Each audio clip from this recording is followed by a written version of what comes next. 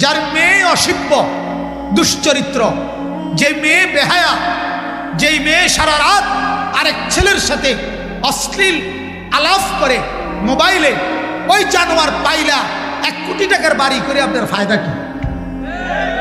কথা বলেন না।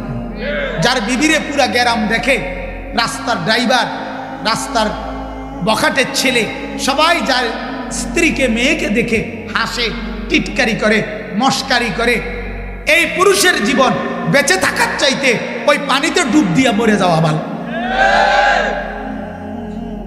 মরে যাওয়া ভালো বেটা। আপনি বলেন না ছেলেদের কি বলে, কি মজা পাইছে এই পর্যন্ত?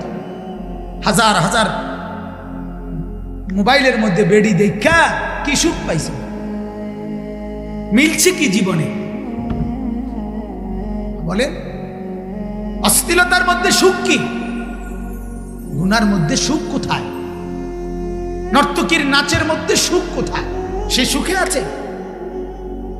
সে সুখে আছে যে হাসে, যে নায়ক নায়িকা মানুষের হাসি দেয়, ভালোবাসা শিখায়, তাদের জীবনেই তো ভালোবাসার বড় অভাব।